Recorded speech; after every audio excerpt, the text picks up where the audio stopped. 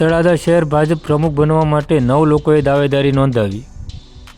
તળાજા શહેરના ભારતીય જનતા પાર્ટીના અધ્યક્ષ બનવા માટે જિલ્લા કાર્યાલયે 9 લોકોએ દાવેદારી નોંધાવી છે, જેમાં સૌથી વધુ ક્ષત્રિય સમાજના 4 લોકોએ, બીજા નંબરે બ્રાહ્મણ સમાજના 3 લોકોએ અને કોળી સમાજ અને ભરવાડ સમાજના 1 લોકોએ દાવેદારી નોંધાવી છે. જેમાં વાત કરીએ ક્ષત્રિય સમાજમાંથી તો આઈકે વાળા કે જેઓ પૂર્વ નગરસેવક પણ રહી ચૂક્યા છે અને જીવદયાના કામ સાથે જોડાયેલા છે. હરદીપસિંહ વાળા દ્વારા પણ શહેર અધ્યક્ષ બનવા માટે દાવેદારી કરવામાં આવી છે. હરદીપસિંહ વાળા શહેર ભાજપમાં ઉપાધ્યક્ષ છે અને નાગરિક બેંકના ડિરેક્ટર પણ છે. ધર્મેન્દ્રસિંહ વાળા દ્વારા પણ શહેર અધ્યક્ષ માટે દાવેદારી કરવામાં આવી છે. ધર્મેન્દ્રસિંહ વાળા તળાજા શહેર યુવા ભાજપના મહામંત્રી પણ છે.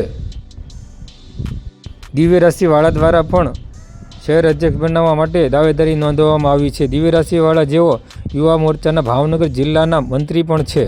બ્રહ્મ સમાજની વાત કરીએ તો બ્રહ્મ સમાજમાંથી આદિત્યભાઈ ઓઝા કે જેઓ ચાલુ ટર્મમાં તળાજા શહેરના મહામંત્રી છે અને નીરવભાઈ જોશી દ્વારા પણ તળાજા શહેરના અધ્યક્ષ બનવા માટે દાવેદારી નોંધાવવામાં આવી છે. નીરવભાઈ જોશી હાલ ભાવનગર જિલ્લા યુવા મોરચાના અધ્યક્ષ છે અને વકીલાતના વ્યવસાય સાથે જોડાયેલા છે.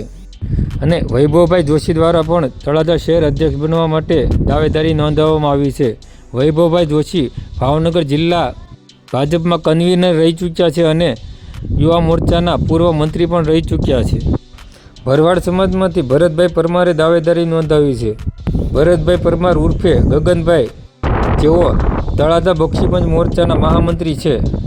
અને કોળી સમાજમાંથી હરિઓમભાઈ ભીલે દાવેદારી નોંધાવી છે. હરિઓમભાઈ જિલ્લામાં સોશિયલ મીડિયાની કામગીરી પણ કરી ચૂક્યા છે. હવે જોવું એ રહ્યું કે તળાજા શહેર અધ્યક્ષનો તાજ કોણ પહેરશે.